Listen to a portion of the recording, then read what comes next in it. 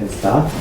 So welcome to this first session of the Masterclass Meet. So this year, Mia, Maris and myself, we are organizing this Masterclass, so it will be around maybe 6 sessions this year.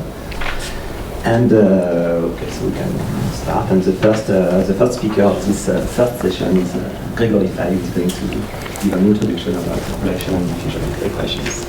Thank you, Grégory. Thank you very much.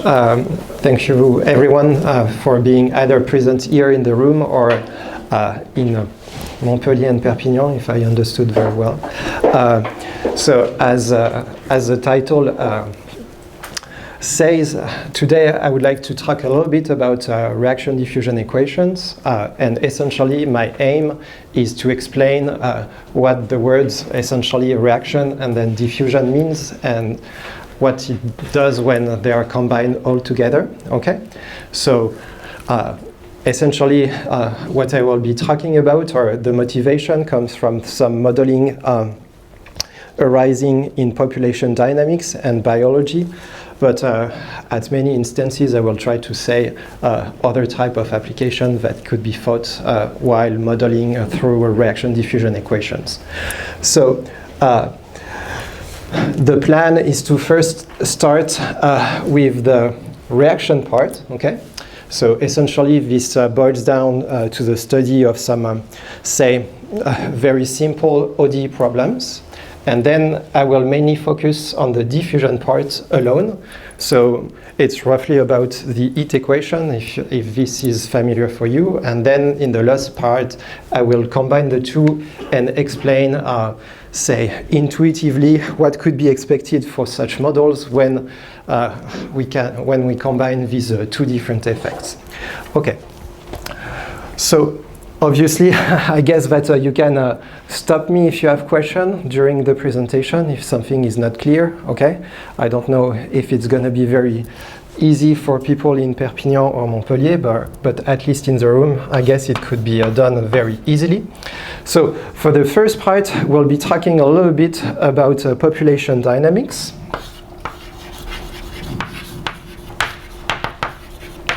I mean, this is the point of view that I want to have in order to address the reaction part in the title. Okay?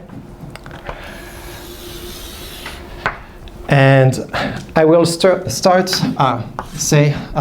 with very old modeling. I think that it dates back to the 18th century. And I will be introducing the so-called logistic equation.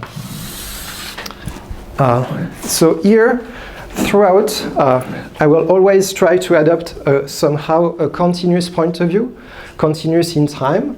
So I will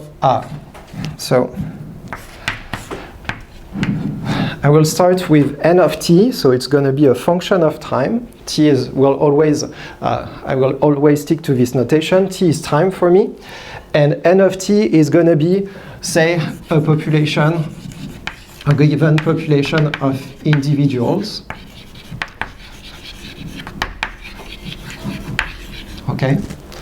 So when we say that the number of individuals has to be somehow very big, I mean, I will try to skip some of the.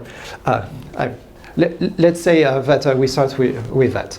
So the simplest model that you can think of, or people that have started to think of in this 18th century, are somehow birth and death processes. Okay, so it's the very simplest one that can give rise either to exponential growth, okay, or exponential extinction. So essentially, the kind of dynamics that you have, the variation of the population is proportional to the number of births, okay, minus somehow the number of deaths within the population, okay? Very simple, and then depending on whether beta or delta, which are always positive here, are larger than 0 or less than 0, you know exactly what this does for your population with this either exponential growth or exponential extinction, okay, decay. So essentially this model, without what I will be writing afterwards, as I said, this is 18th century, and I think that one of the first to propose such an equation or to write it down in some good formalism is Malthus in 1988. And then it's slightly later that the logistic equation was introduced. So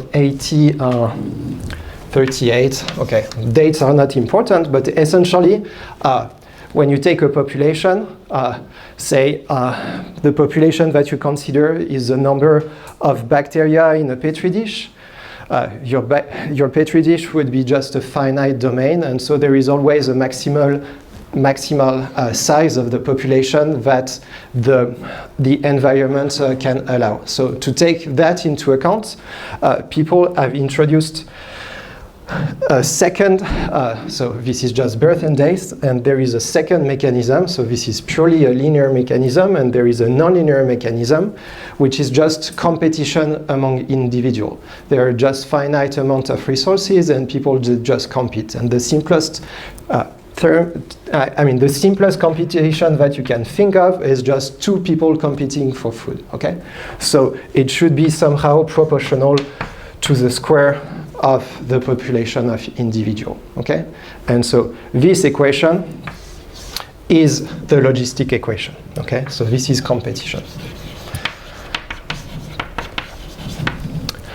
As I said, all my parameters here at the moment, they're all real parameters, okay?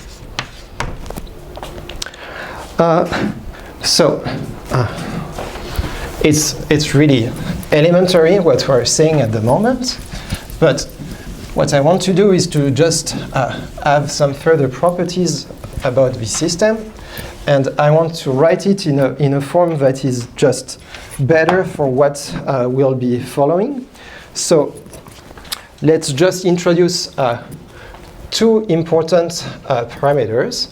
So the first one is just going to be the intrinsic growth rate of this equation. So it's beta minus delta, okay?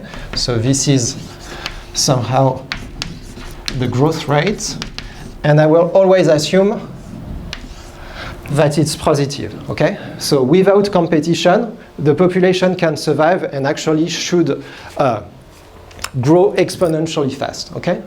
And what we want to add is this competition term. And so there is an important other quantity that I will define as alpha, so the growth rate divided by kappa, which is my parameter that I had here. So it's also positive. And this, most of the time, it's called the carrying capacity of the environment. And essentially, it tells you this is exactly the maximal size, possible size of the population.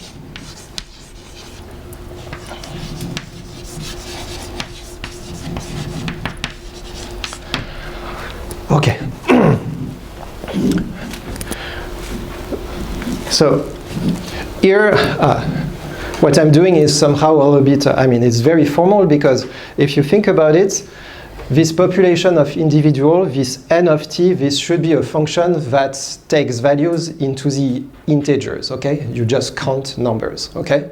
And so differentiating a function that lives in the integer, you start to be a little bit into trouble, okay? But this is just, say, an archetype, sorry, it's just like a formalism that helps you understand this. And actually, most of the time, we would not be writing that. we would be just writing a discrete process, like you take into account the number of individuals every day, and so you're discrete also in time, and then you can just add up integers. That's just fine, okay?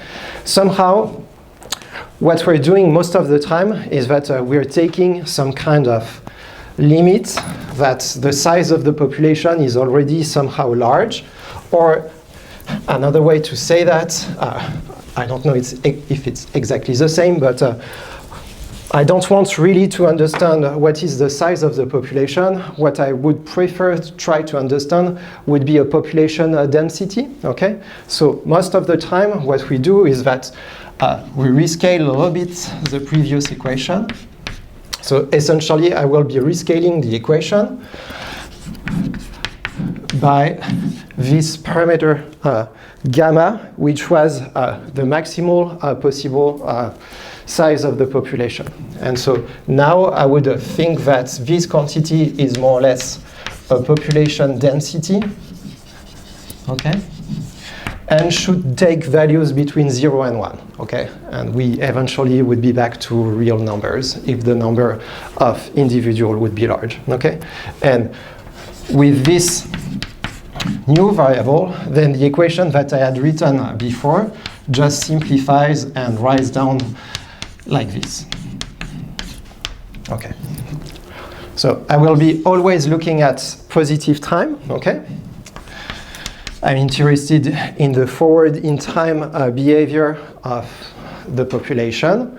And to make this problem reasonable, I will always assume that there is some Cauchy datum. So this means that at time t equal to 0, I know my initial population.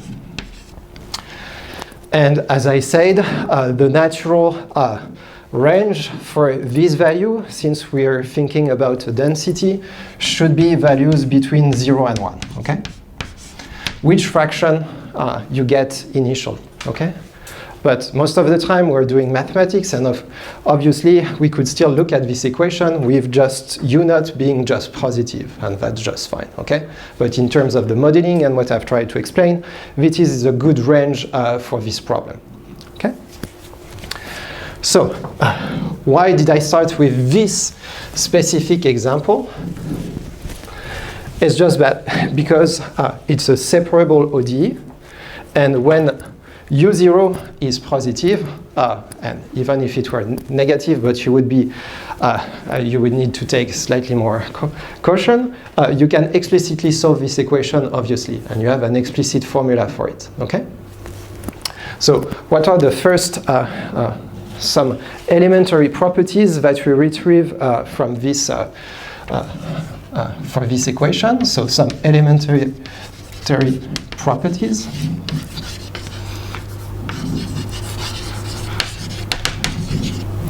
So at the moment, I'm not even invoking Cauchy-Lipschitz theorem that you have already seen, okay? Well, I will do it in the next step.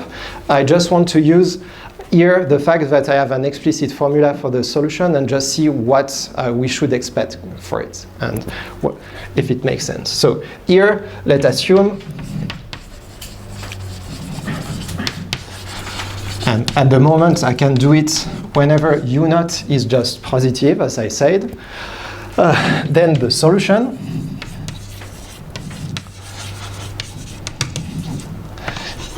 is given by, so u of t, I will write it that way, u0, and it's 1 minus u0 e to the minus alpha t plus u0, okay? Can check, it's actually the solution, okay? There is no issue with it.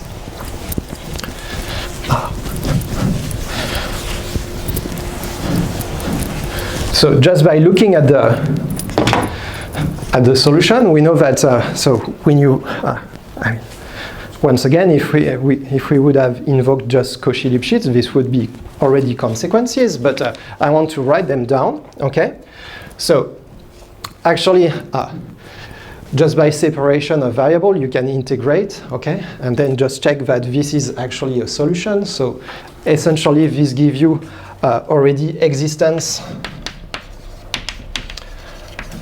and uniqueness of a solution. And what is important here is that, but once again, you would know it, it's smooth. It's global, so here by global I will always mean defined on forward time, okay? So it's defined for all time positive, okay? So what do we know? So what are the important properties that I want to retrieve? So the other important properties that I want to retrieve is the fact that, as I said, if I start with U0 between in 0 and 1, it's a density. I would like that it stays a density for all time, so I would like that my solution remains between 0 and 1 for all time, okay? And just by looking at the expression, we know that, so if U0 is in 0, 1, then right away, you also have this for all forward time. And actually, you get even better, because if U0 is 0, then U is 0 for all time. If U0 is 1 initially, then U of t is also 1 for all time, okay? Directly from the formula, but once again, we could have derived it through ad hoc theorems, okay? But we recover that, so if you get strict here, you propagate strict there, okay? And eventually, the last property that is important is the following, is that you know the asymptotic behavior also of this solution. So for any U0 positive, you know that the solution converges asymptotically toward 1, okay? So obviously, the way that I'm doing it is a little bit cheating, because I'm just saying, okay, I have my solution, and then I can play around with it, okay? But for my purpose, what I want to do is to be slightly more general, okay?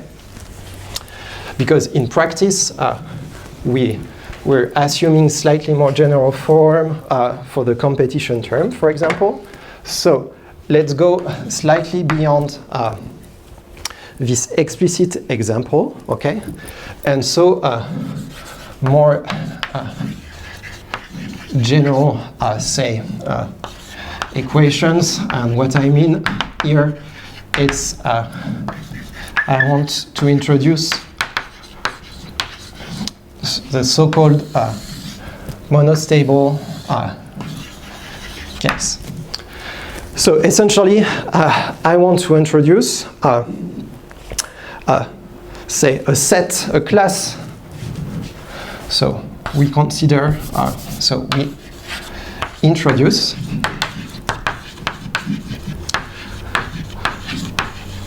a class of dynamical system of ODEs that somehow will satisfy all these properties, okay? And will be of this form. U prime of t is equal to f of u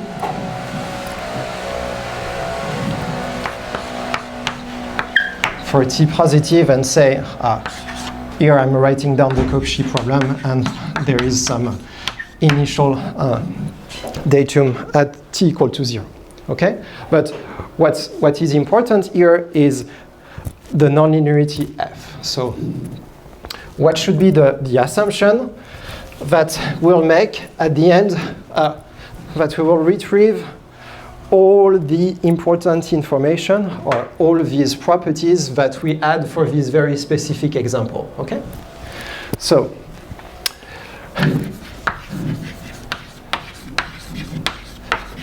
what are these assumptions?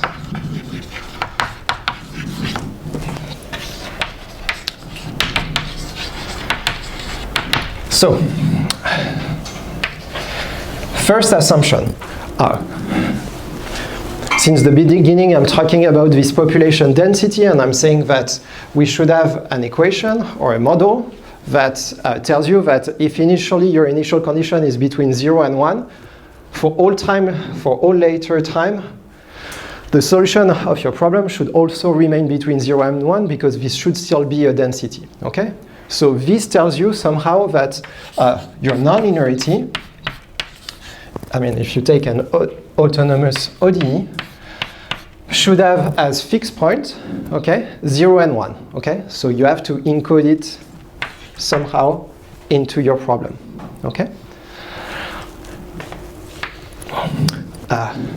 So here I had written smooth, okay? Obviously, that was as many times differentiable, okay? But just for Cauchy-Lipschitz theory, in fact, you just need the regularity, the lowest regularity, okay? So say that F is, as I said, say locally Lipschitz on R, okay? And more importantly, if I want to reproduce the behavior that we had seen before, so that essentially that for all possible initial condition, your solution were converging toward only one of the two stationary solutions, which was 1. Somehow this is a monostability property. There is only one equilibrium point that is stable. I need to make my nonlinearity do that for me, okay? So essentially to do that, to encode that, what I will be assuming is that F is going to be positive on 0, 1, okay? And I will be assuming that it's negative otherwise, okay? And obviously, so I don't know if you can write you can see what I'm writing at the moment. Hopefully you can. But okay, the nonlinearity that we had before, the logistic nonlinearity, u times 1 minus u, obviously satisfies all these properties. So in that case, so when you get a nonlinearity that satisfies this assumption, so usually we say that, so in that case, F is said to be monostable.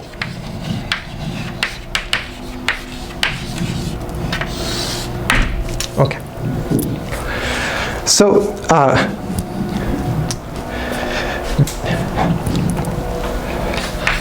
I will already make a remark here that sometimes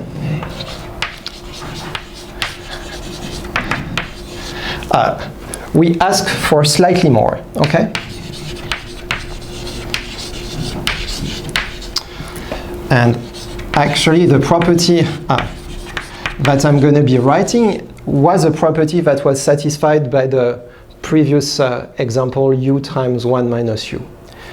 U times 1 minus u had the property that when you divide u times 1 minus u by u, it's just 1 minus u, and it's decreasing in u, okay? And so if you add this property, then you get some extra features for what will happen later on. So sometimes we ask for slightly more, and there is an extra condition, and this is exactly what I said. Sometimes we ask that f of u over u is decreasing on 0, 1.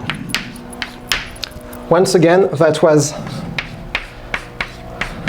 satisfied in the previous case. I will call that the KPP condition. So KPP stands for the 3 initials of 3 Russian mathematicians that unfortunately I do not know how to pronounce it well, so they will just remain as KPP here. but if you're interested for the reference, I can give it to you. And they have a very famous paper in this field from 1937 about reaction diffusion equation. Okay? And we'll come back to this remark slightly later on. Okay? So this is our setting. We have this very general monostable problem. Okay? So what can be said about it? Okay?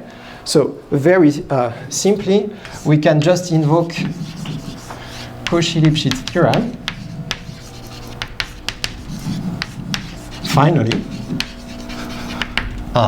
And derive all the following consequences. So the first consequence is, so consequence 1 is that you get existence, uniqueness of a maximal solution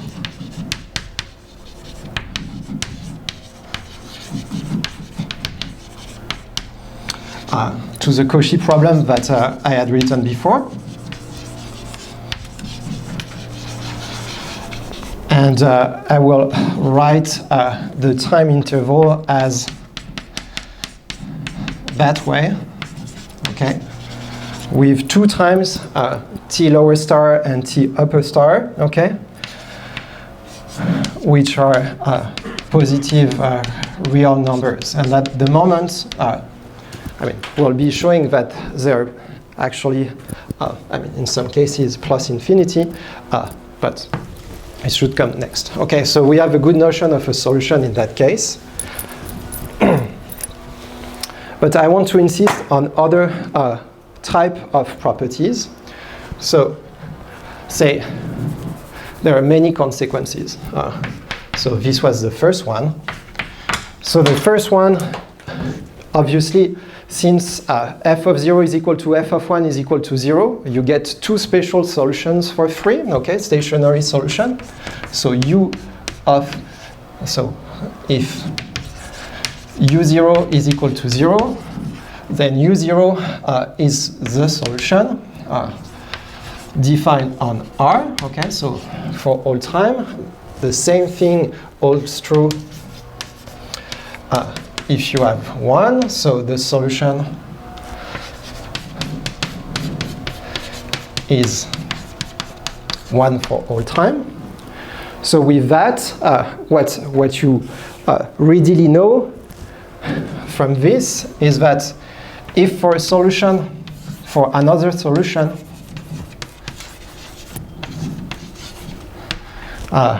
there exists some time t0 in your domain of definition such that the solution is either equal to 0, say, or 1, then actually this means that the solution that you have is the 0 solution or the 1 solution, okay? Very natural consequences, okay? Somehow it's trivial, but what this tells you, that was one of the properties that we had stated before, and that is encoded in this monostable equation, is that if your initial condition is between 0 and 1, then your solution remains between 0 and 1 on its time of definition. But since it's bounded on its time of definition, this means that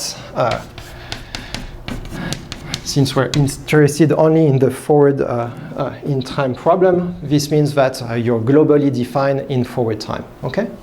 Natural consequence of the Cauchy problem. More interestingly, with this kind of problems, is that you can compare actually solutions, okay? They are somehow solutions are all ordered, okay? What does that mean? This means that, so ordering, if you get U0 and V0, which are two initial conditions for your monostable equation, then you will get that they will remain ordered for all time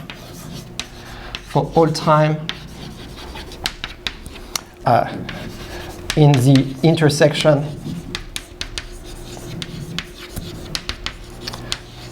of their domain of existence. Okay?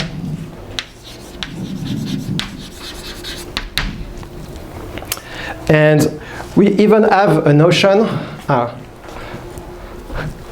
of so-called super and sub-solutions. Okay?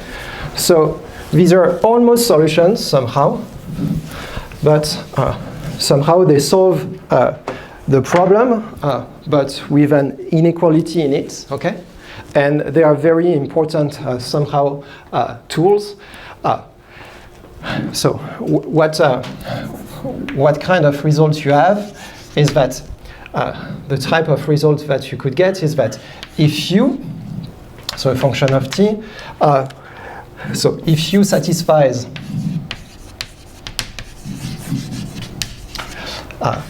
u prime is less than f of u, if v satisfies v prime larger than f of v, okay? And initially you add that they were ordered, okay? Then without being really a true solution, but just satisfying this inequality for the equation, okay? Then you can still order them, okay? This is, once again, a very important tool that I'm presenting here for the ODEs, but in fact, for PDEs, I mean, the kind of equation that we'll be showing in a moment, these are also principles that hold true. Then U of t is dominated somehow by V of t, okay? So here, U will be a sub-solution, a so-called sub-solution. This would be a definition for a sub-solution, and V here would be what is called a super-solution. So this creates somehow barriers for your problem, and these are these are key objects, okay? But I will not be playing too much with it today. Maybe at the very end if I have time, but since I'm already running out of time, most likely I won't have time. But I will be sending my notes, and then you can see a little bit how they can be used in a more difficult context, okay? And so if you sum up the kind of results, that we get is that for the monostable problem,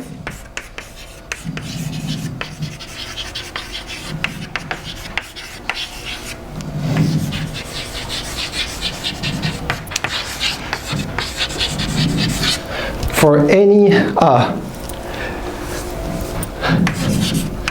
U0 positive, okay, there is a unique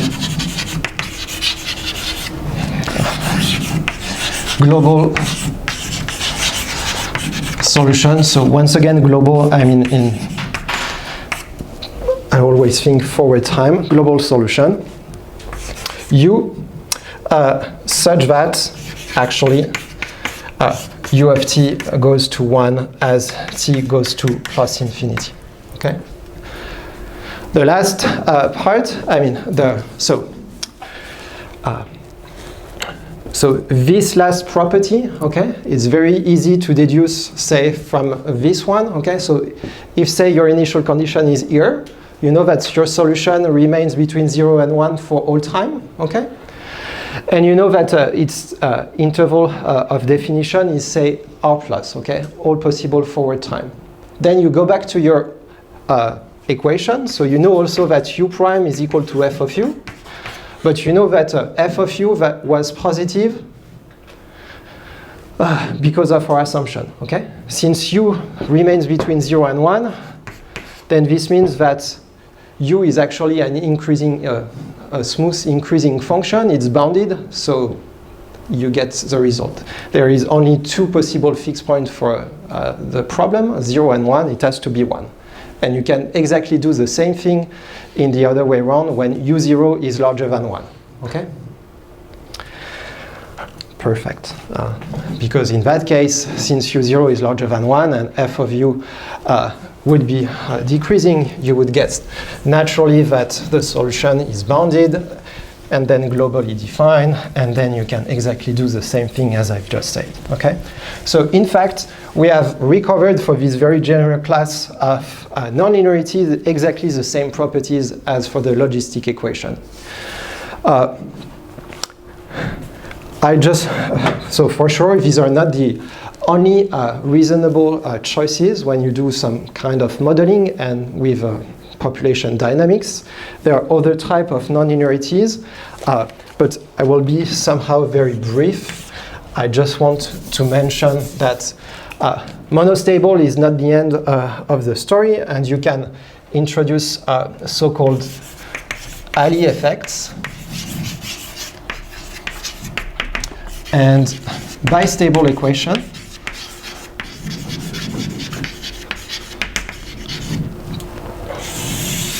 So alley effects come from biology, and bistable equation comes, say, it's the mathematical way of rephrasing it.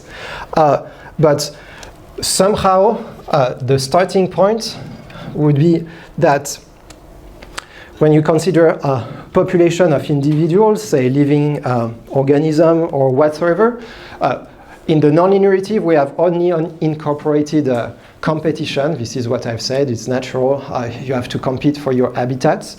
But in many instances, you don't only have competition, you could also have cooperation, okay? Individuals, they can cooperate in order to survive. So somehow you would like to incorporate cooperation, okay? And also, sometime when you do some kind of measurements, if you can see some kind of positive correlation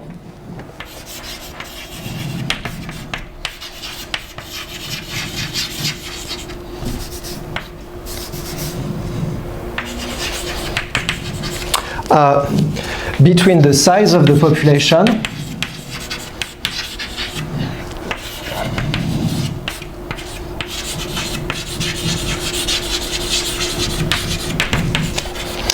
and its reproduction rate. So in our case, in the logistic equation, so if you just take the linear part, we had this alpha u that was telling you that whenever, even if initially the initial population is very small, okay, it will always survive and would grow exponentially. But in many cases, in fact, population, they need enough individual in order to survive. If they're not, if they're just too small in size, then they would just die and go extinct. So this motivates to take into account other form of nonlinearities, okay? And we had before the logistic equation, and this logistic, so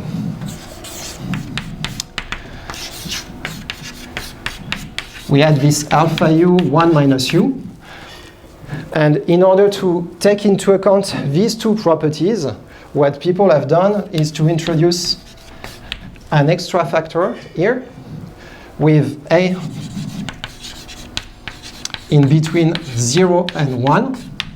So essentially what we have done is the following. For the logistic equation, so this is alpha u 1 minus u, and we had this property that we're below the tangent at the origin, okay? And so 0, 1, and now for the cubic nonlinearity, we do more something like this, okay? So here, f is gonna be negative for small size of the population, okay? So you would go extinct if your the size of your population is too small, and you can survive if it's large enough. And the threshold is precisely given by this intermediate value, A, okay? Okay, and you can make this example general, and so assume that somehow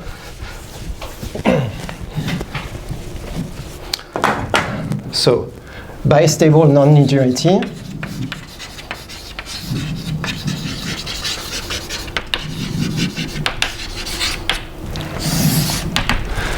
it would be an F that satisfies exactly all the properties that we want, if we want something general, okay?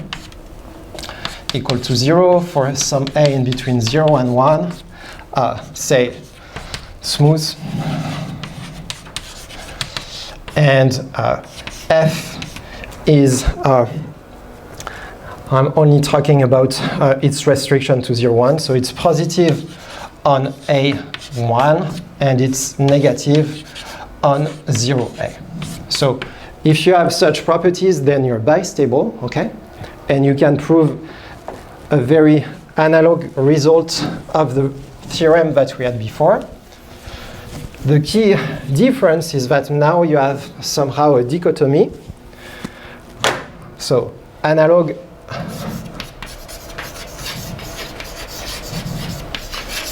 of the previous theorem.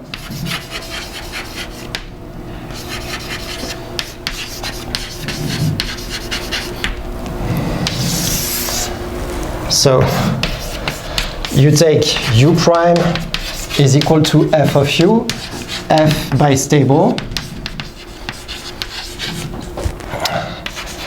and let's restrict ourselves to some initial data that is just between 0 and say 1, okay? Then the solution, then we have existence of a unique solution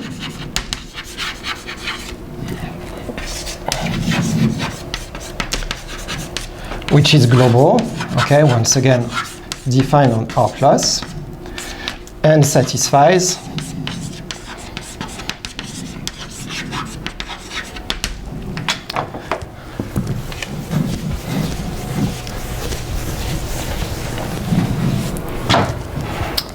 so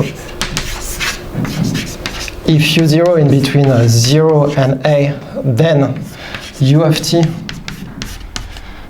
goes extinct, okay?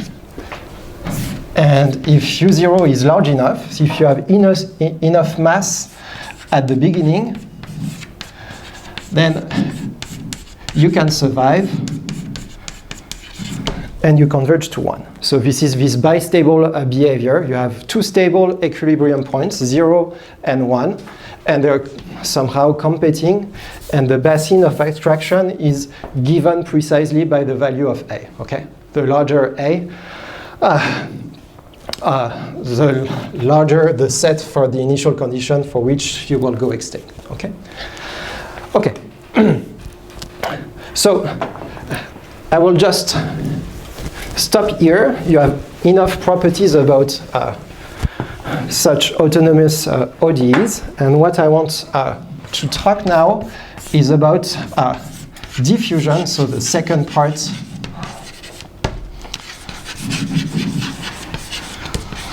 in the title, okay?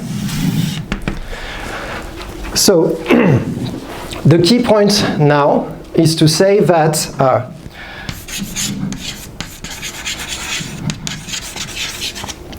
initially our population, or density, we assume that it was only a variable of time. Now we'll assume that the individual, they are structured by time, okay? They still have this time dependence, but they would also live in some kind of environment, okay? So there will be also a spatial variable that will be attached to this population, okay? So we consider that the population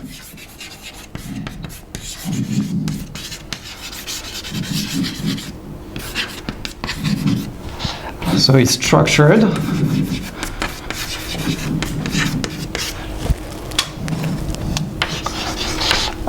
in still time, t, we had already that, but now space. And to simplify, I will only consider that the population that we have only lives in a one-dimensional habitat, okay? So this is what I want to do. And so now our unknown, it's a u of tx, so now it's a function of two variables, time and space, and this is my density as I had before, okay? Here, it's I'm considering an unbounded habitat, okay? I could have said, okay, they would live, say, in a bounded domain, say, in a compact set, okay? But I want to do unbounded so that I can show you some interesting properties for what I want to do afterwards, and I will have never time to do that. But let's see. So here, if we only focus on this new variable x, what we want to express is how the variation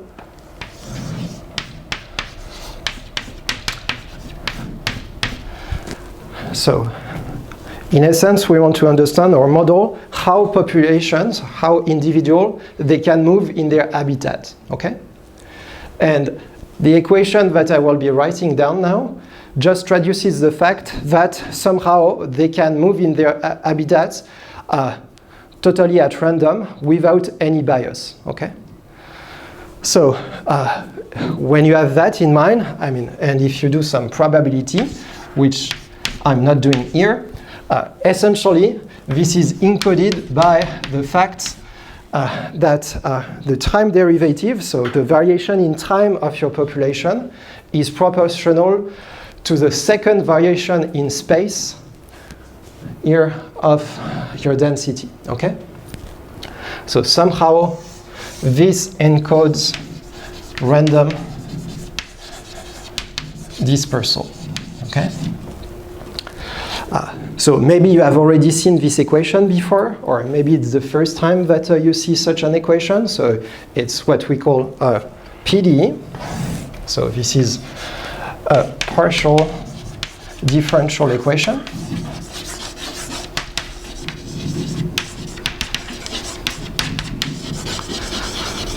Okay, you're mixing derivative, okay? It's no longer as an ODE where you only had somehow one, I mean, you just had time, okay? And, okay, so sometime, but most of the time I skip it, but in modeling, usually you get here a coefficient in front of this term, which is a diffusion coefficient,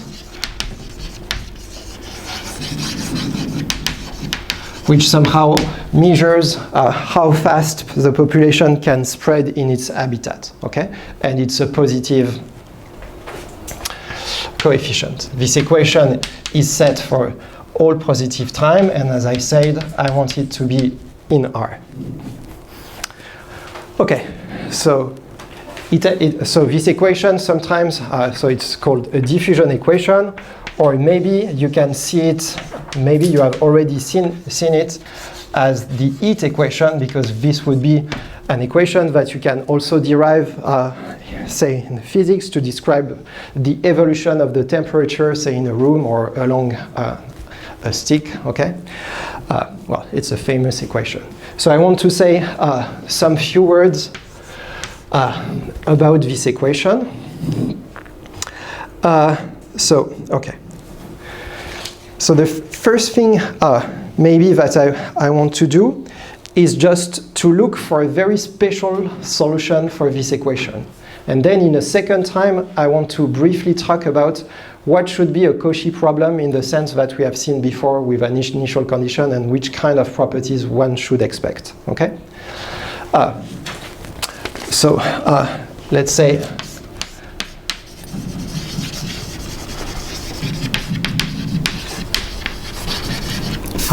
fundamental solution.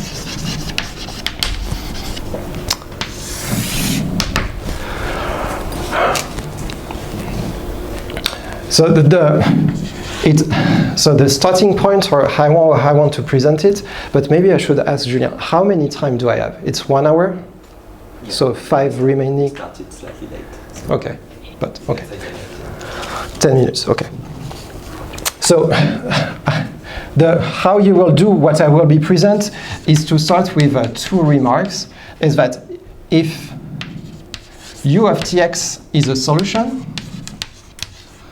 then by symmetry, u of t minus x is also a solution. Okay? This seems to be reasonable because you take 2 derivatives, and when you eat 2 derivatives here, you get twice minus the sign, and so it should be fine. Okay? And there is also a scaling for this equation. So if you do some modeling and if you start from, say, Brownian motion or random walks, you would see already the scaling appearing, but I will give it for you. So scaling, take any lambda positive, then if u of tx is a solution, then u of t lambda and square root lambda x is also a solution. So essentially, it's like you take 1 derivative, 2 derivative, okay? And if you have scaled it properly, nothing should change, okay? This is exactly what this, what is encoded here. And so essentially, the idea to look for a special solution here is to look for solutions that have these properties, okay? And so let's look at a solution that is symmetric in X, okay? So it preserves this symmetry, and that also has some scaling properties. So at the moment, I'm writing it that way, okay? So what I want is that when I scale it, I just have the same function, okay? And alpha is some parameter that you give to yourself, and you have to figure out which is the good alpha, okay? And so symmetric in X means that I'm also looking for that. So the idea is very simple, is that this is what you're looking for. Okay? You want somehow, you give yourself such a function, and if you specialize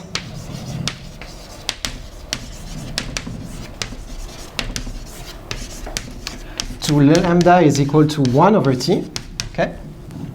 Then what you get over there is the following. Why am I doing that? It's just because I want to reduce slightly the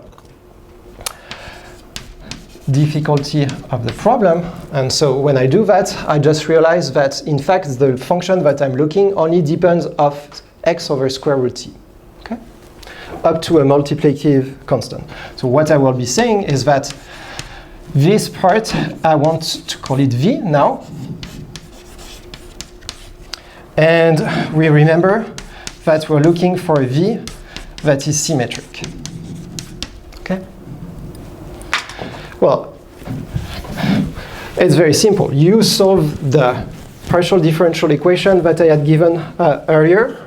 You take now this, you plug into the equation, and you look for the what is satisfied for v, okay? And if you set it's slightly easier to write this new variable x over square root t. And you see now v as a function of y. Then v satisfy d v prime, v double prime plus 1/2 y v prime of y plus alpha v of y is equal to 0. Y in R. Just from the equation. And this is perfectly, you can perfectly integrate this equation if, this has an exact solution, very easy, when you specify alpha to be 1/2. So when you have alpha is equal to 1/2, you can just observe that you can rewrite this equation as this.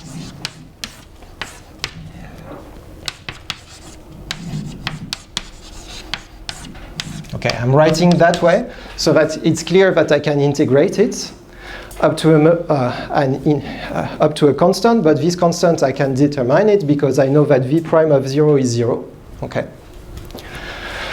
And so what I get at the end is that Vy is given by rho, it's any constant, e to the minus y squared over 40. Okay? For any rho in R. So this is the solution that you get. So maybe you have already seen this function, but this is a Gaussian function. And if you unfold the variables,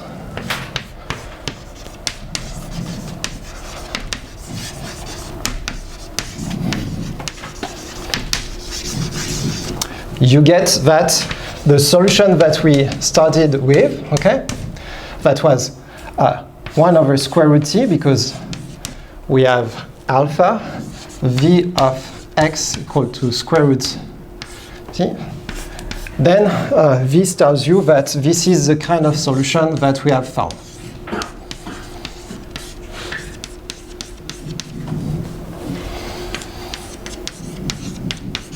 So this is a solution of the partial differential equation that I have given before. And as you've seen, rho now is a parameter, and I want to pick one of them, okay? The natural choice here is just to say, okay, I will call the fundamental solution the one that has mass 1, okay? So, fundamental solution.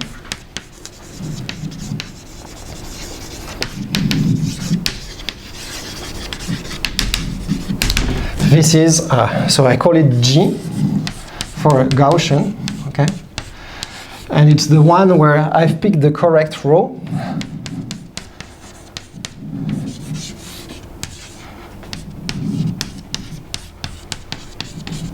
Okay, T positive, X in R, and which is such that the integral on R of G of Tx dx is equal to 1, okay?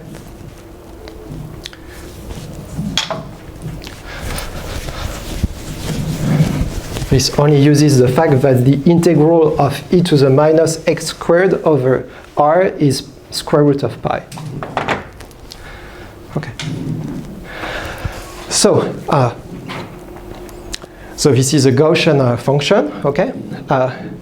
And if I have this, I can slightly talk about the Cauchy problem.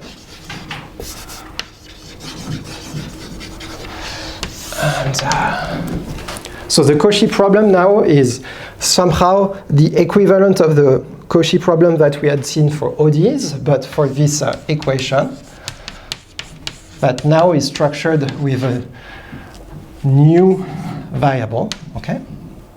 So T positive, X in R. And so for the initial condition at time 0, now it has to depend on X, okay? So it's now a function of X that I have to specify. Okay, it's the key difference, okay? Here we are in a good, I mean, we can still talk about a Cauchy problem. This is a well-defined, it has some sense. The key issue here is that when you start to talk about PDEs, existence is way more difficult to study. You can lose uniqueness. Typically in this kind of problem, you lose uniqueness. Very easy to construct counterexample even for such a simple equation. So what I will be doing is that I will just be telling you what kind of result can be expected when the initial condition is bounded, okay? So here is what can be proved. So let U0 be bounded, okay? And set U of Tx is equal to the integral on R of the function that we have just defined before, x minus y, U0 of y, dy, okay? So this is U set, okay? Actually, you can prove that this is a good way of looking at the solution, but I'm just giving you a formula, okay? I give you a formula, and the claim is that then U defined that way is actually smooth, okay? On 0, so for a positive time, but not at the initial time, okay? There is an issue there. U satisfies the PDE, okay?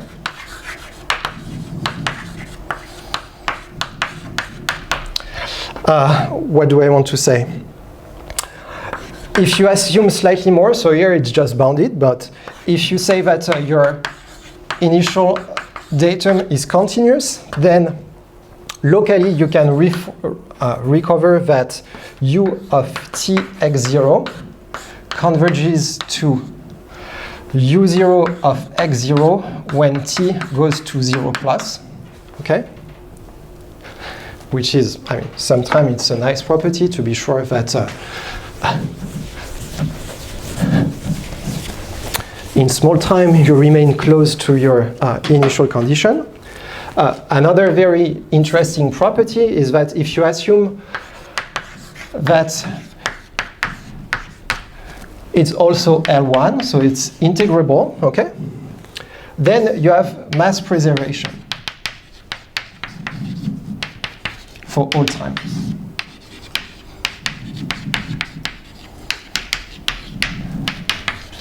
Okay? And last property is that, you have mass preservation, and you also can check from directly the expression here, is that U of Tx is less or equal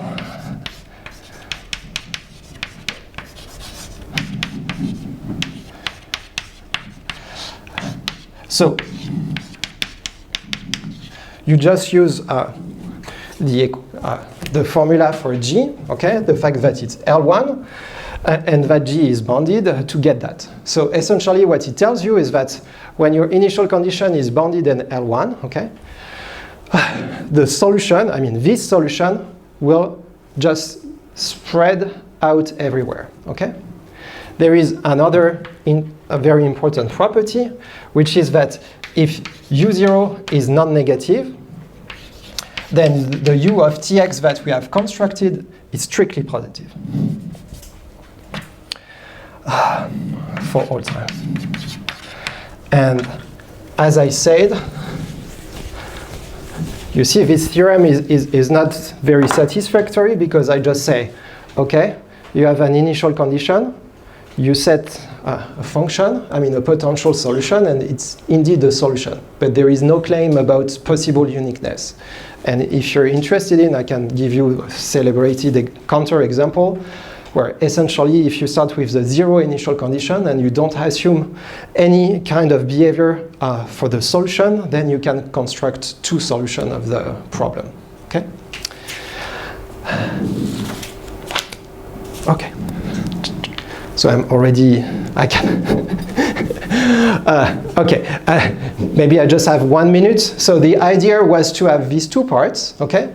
And just heuristically tell you what would happen when you combine the two all together, okay? So the third part, and I only had simulation for the third part, so we're just fine for that, and it's going to be on my laptop. But maybe I will draw one picture, okay, and then we'll show it on my computer, and that's it. And you can ask questions in the meantime, so that we're not running too much out of time, okay? So then reaction diffusion equation.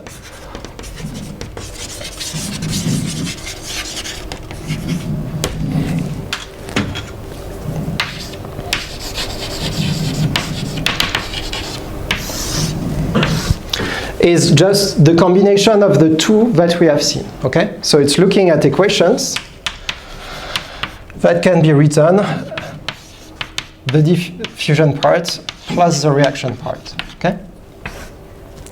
And you give yourself at time t equal to 0 some initial condition, okay? And I will stop almost here, just by one picture, okay?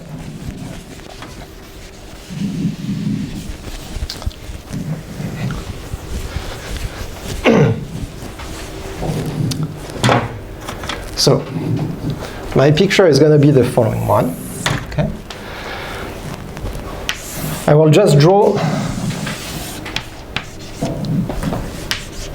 Okay, so you get x. And here is going to be my initial condition, okay? So this is u0 of x. And I'm assuming that it has a compact support, okay? And it's bounded. So my u0 is in L infinity L1, and the support of u0 is some k, a compact domain, okay? And to be fair, the kind of picture that I want to draw is with the logistic equation. So f is equal to alpha u 1 minus u. So this will be the simulation that you will be seeing, okay? But think f monostable, my first case, okay? So with this, what should happen, okay? This is the only point that I want to make. I have two processes that compete, okay? The diffusion process, it was written, well, I've erased it, but it was saying that essentially the L infinity norm, okay, so u of tx goes to 0 as square root of t when t is large, okay? So the solution is somehow diluted and spread, okay?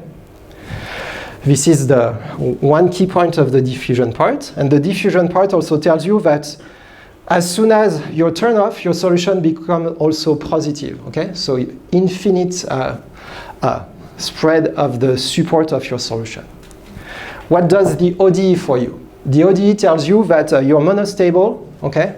You should be pushed up at exponential rate toward 1, okay? So you have one mechanism that tells you push up exponentially fast toward 1, and another mechanism that tells you you should spread, but the speed of spreading is like 1 of square root t, okay? So one is slightly slower than the other one. So there should be one that should compete at the first time, so this is the push up to 1.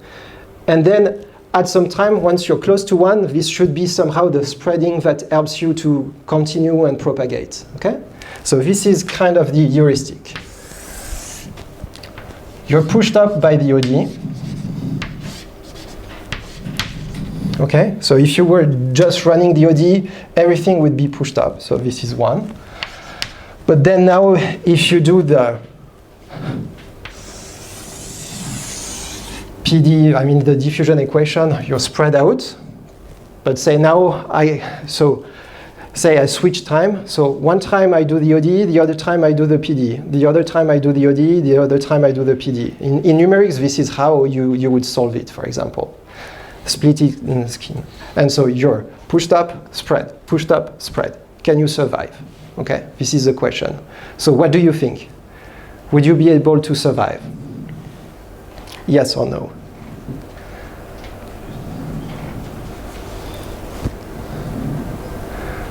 Yes, okay. Yes, you will survive. And actually, the shape of your solution is going to be very special, and you can study it very precisely. And essentially, what you will get is that you will saturate to 1. So actually, the theorem is locally uniformly, you just see 1, okay? And you see the solution that will spread out, okay? And you can actually measure and characterize very precisely at which speed this process happens, okay? Okay, and in that case, what I claim is that the speed, leftward or rightward, is precisely 2 square root of d alpha, okay? And this is the time where I just show the numeric and I stop being super light.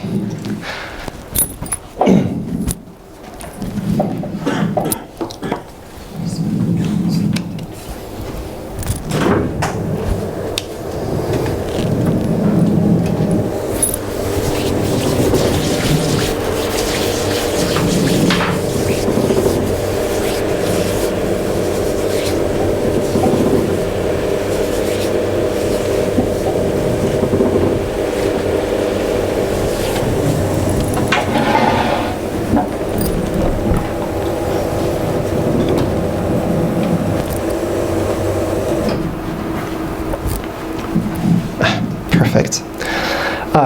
So what I will be showing is just the time evolution of the PDE. Okay, I've used a standard numerical scheme to solve for it. And what you will show first is the kind of initial condition that I take. Okay, so it just gives the initial condition. Okay, so let's enlarge that maybe. So what I've done is a very terrible initialization. Here it's at random. I pick at random from some Gaussian distribution points. So it's really a non-smooth initial condition, okay? But I just let evolve the problem, okay? So it's the blue curve, okay? I don't know if you can see it. But very quickly, solution, what you can see is that the solution is smooth. It's pushed up to 1, okay? There is an eventual, it's pushed to 1, and it's very slow because I'm showing every time step, okay? But it will stop at 10 for this one, okay? Let's stop, okay, perfect. So it has stopped, okay? So this is the what happens. So what we see is that the solution has become regular in somehow very quickly, okay? So what was happening just for the diffusive part actually holds true for the full PDE with the reaction part, okay? We have been pushed to 1, okay? And we're seeing now a very smooth profile. And what I will be just showing is on a larger time scale, what happens, okay? So now I will just accelerate a little bit this. So what I'm saying is that every frame that will be shown, there have been 100 or 1,000 iteration of the scheme, okay? Let's take a larger, so still the same initial condition, but this time it goes way faster, okay? And you see these two counter-propagating waves that goes to the left and to the right. So what could be done, obviously, is I have a computer, okay? And I can compute at which speed these two waves are propagating, okay? In my simulation, D is 1, alpha is 1, so the value that I had given before should be 2. So I should measure something that is 2, okay? So let's tell the computer to measure it, okay? Sorry, the other way around. Okay. I will slightly enlarge the domain, enlarge the simulation so that it's, we see it more clearly. So still the same initial condition.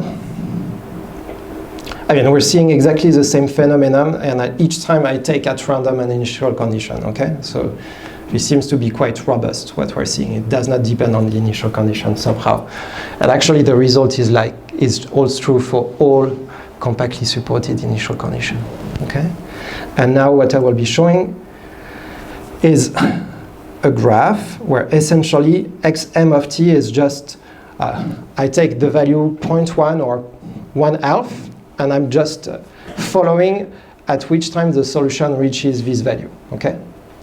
And this value should be proportional to 2t, okay? Because this should be the speed is 2, so 2t should be the speed. And you see, in blue, this is what I computed numerically, and in red, this is the slope 2t, okay? I mean slope 2, okay? This seems to match.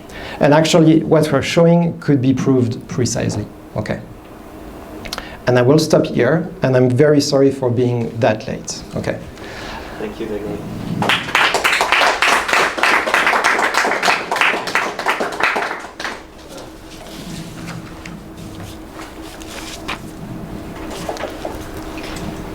So do you have questions in the room? Yeah, I do. What happens if we take a function with the support? Yeah, okay. What happens if we take a function that its support isn't connex? Like we have two different intervals. So what?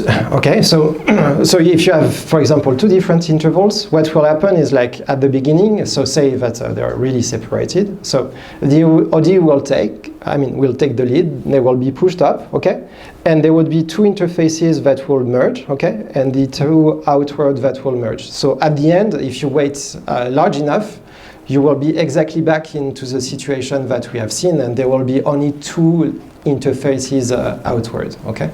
Thank you. Okay. Other questions?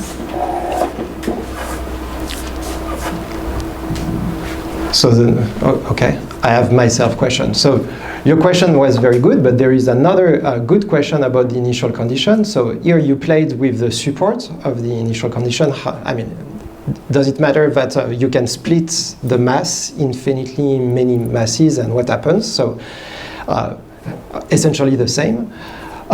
What I'm showing, you have to be careful if your initial condition does not decay fast enough at infinity, okay? So somehow, if you don't decay, I mean, if you decay too slowly, you don't see the same mechanism that I'm presenting, okay? And you can have a different speed of propagation, or even no propagation at all, somehow super propagation. So level sets don't propagate at a finite speed, okay? So actually the initial condition really matters, and the fact that I took compactly supported was really on purpose.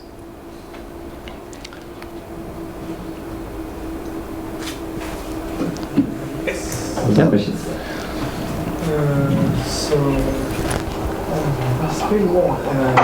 What would happen if the initial conditions were higher than 1? Okay.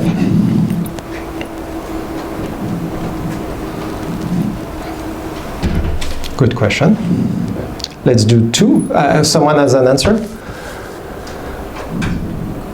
Sorry? I have not, I mean... Yeah, it's going to come down to yeah. So here, okay, I cut at 1, but yeah. I mean, this is not a proof that I run a simulation, and the OD behind will help you, okay? But yeah. A way to cheat with the answer is to say, okay, I'm only considering density, so being in between 0 and 1 is the only true setting. But no, I mean, it's not going to change. Okay.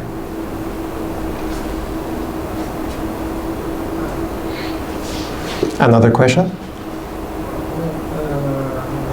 I think that if we took initial density higher than 1, so it would propagate initially faster.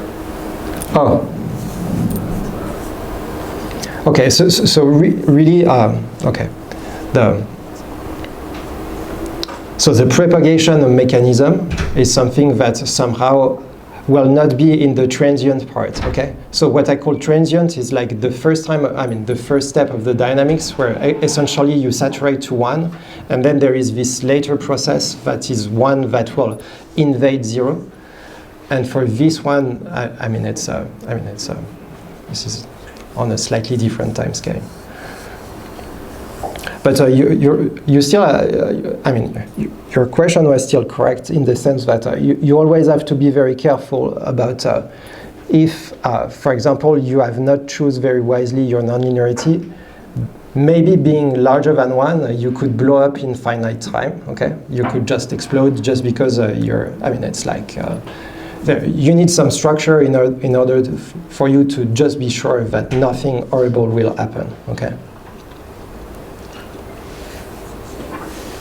Yes. There's this Ali effect. Yes. I just want to know what A stands for. Say it again. What does the A stand for? A stands for threshold, and maybe I can show you a very good example. Okay. So what I'm doing here, I'm switching here from logistic equation. Okay. To bistable, to an equation with an Ali effect, okay? Perfect. And as you see, the A is 1/4, okay? So it's between 0 and 1, okay? And what I'm doing here is that I'm slightly changing my initial condition. I don't care really that it's random. We have seen that it's not important. I'm just taking a step function, okay? Sorry, where is it?